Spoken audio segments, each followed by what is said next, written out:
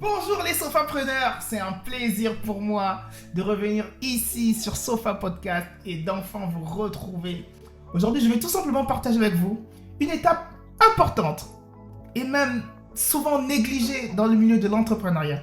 C'est simplement le fait de savoir prendre du recul pour mieux s'analyser, pour mieux analyser ce qu'on fait, pour mieux analyser le contrat qu'on a avec l'activité qu'on fait et pour mieux performer.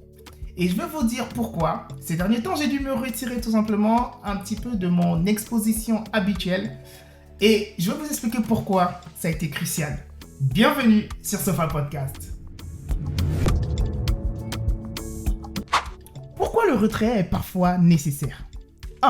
On a besoin de se retrouver physiquement. Qu'est-ce que le physique vient faire là-dedans ? C'est simple. Sans le physique, on ne peut pas entreprendre. Si on n'a pas de santé, si on n'est pas bien physiquement, si on n'est pas bien dans notre corps, on ne peut pas entreprendre. Personnellement, j'ai atteint un poids que je n'ai jamais atteint de toute ma vie.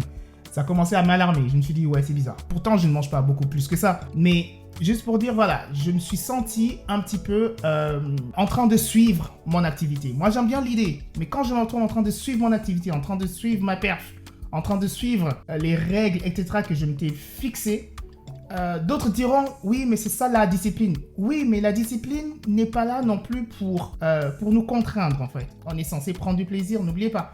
Dans l'entrepreneuriat, mine de rien, on fait une activité, mais on est censé kiffer. Vraiment, on est censé aimer ce qu'on fait. Quand on arrive à ne plus aimer ce qu'on fait, c'est qu'il y a un problème. Donc, c'est OK, en fait. C'est OK de revoir un petit peu les principes qu'on a mis en place, de revoir toutes les règles qu'on a mises en place, et tout simplement, potentiellement, les revoir à la baisse, et c'est ok en fait. Ce n'est pas grave, ce n'est pas un échec. On apprend, on continue à se construire en tant qu'homme, en tant que femme, en tant qu'entrepreneur, etc.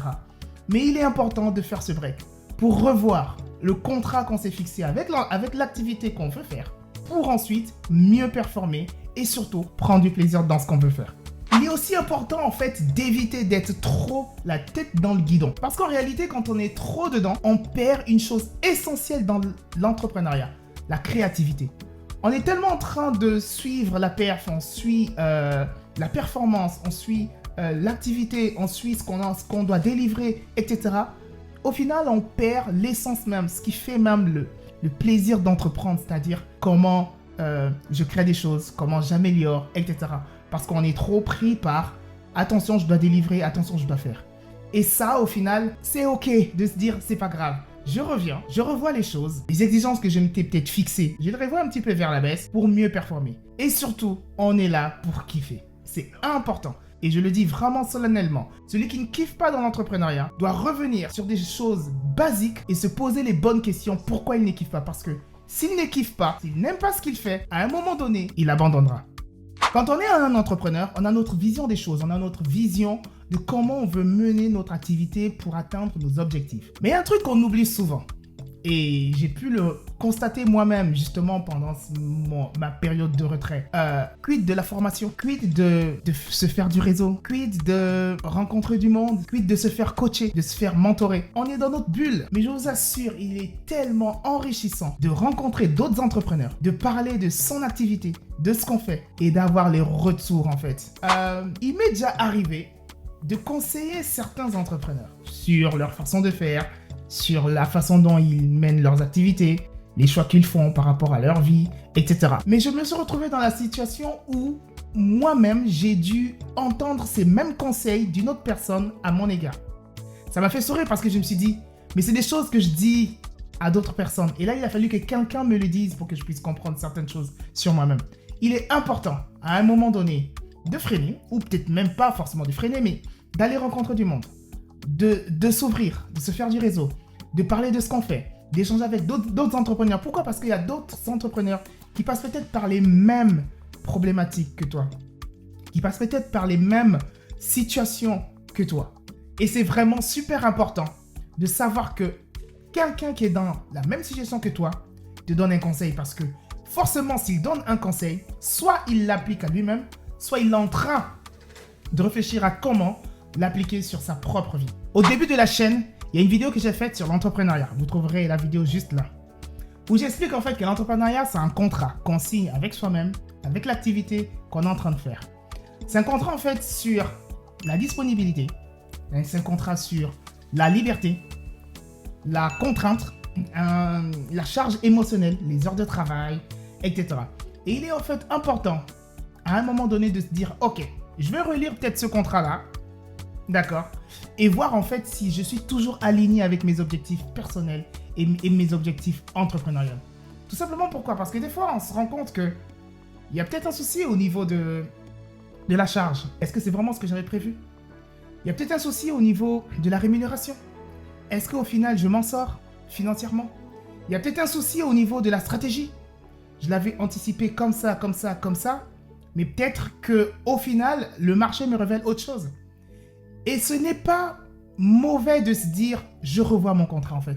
C'est là où on est des fois un petit peu bloqué. Moi, ça m'est arrivé. Je me suis dit, mais non, si je n'y arrive pas, ça veut dire qu'il y a un souci. Non, non, non, je dois forcément y aller. Non, on est OK avec ça. C'est OK de se dire, je revois le contrat, tout simplement. Je revois peut-être un petit peu mes heures à la baisse. Je revois ma charge à la baisse. Je revois tout ce qui est charge émotionnelle, charge même sentimentale. Tout ce qui est, est-ce que je prends du plaisir? Est-ce que je continue à prendre du plaisir dans ce que je fais? Est-ce que je suis toujours en train de créer? Est-ce que je ne suis pas en train de suivre? Est-ce que je ne suis pas esclave de mon activité? Ce sont des questions qu'il faut se poser et il faut être lucide et honnête avec soi-même. Et c'est là où il est important de se rappeler, mais vraiment, de se rappeler au début la flamme qu'on avait quand on a commencé à entreprendre.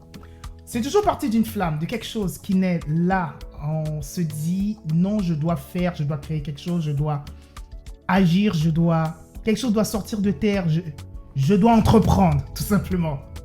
Deux fois cette flamme-là, on la perd. Parce qu'on est pris justement les factures impayées, les impôts, l'URSSAF, les charges, la fiscalité, l'administratif, si on embauche du monde, les salaires, etc. L'activité qui ne démarre pas comme on voudrait, le marché qui est plutôt fermé, plein de choses en fait qui sont là. Et on se retrouve esclave de notre activité, esclave de ce qu'on est en train de faire. Mais il est important en fait de se poser cette question-là. Est-ce que je suis toujours en train de kiffer? Clairement, il faut se poser cette question. Est-ce que je suis toujours en train de kiffer? Si je suis plus en train de kiffer, ça veut dire qu'il y a un problème. C'est-à-dire qu'il faut revenir. Et je le dis, je le répète. Celui qui ne kiffe pas dans l'entrepreneuriat ne s'en sortira pas. Prenons le cas de personnes qui sont dans le besoin et dont uniquement l'argent les motive pour faire des choses. Une fois qu'ils ont l'argent, la motivation baisse. Il est important de savoir pourquoi on commence. Si on commence par le plaisir et par le plaisir d'entreprendre et qu'on maintient le plaisir d'entreprendre toute la vie de l'entrepreneuriat, on n'arrêtera pas. Si on est motivé par autre chose, une fois qu'on aura cette chose-là, on arrêtera. Et c'est pour ça que beaucoup de personnes abandonnent après le premier million, par exemple. Beaucoup de personnes laissent tomber quand il y a un petit peu de succès, etc. Parce que ça veut dire que potentiellement, il y avait un biais dans les motivations réelles de la vie de l'entrepreneur. Personnellement, ce recul m'a permis de voir plein de choses. De comprendre que j'avais besoin moi-même d'avoir comme un miroir.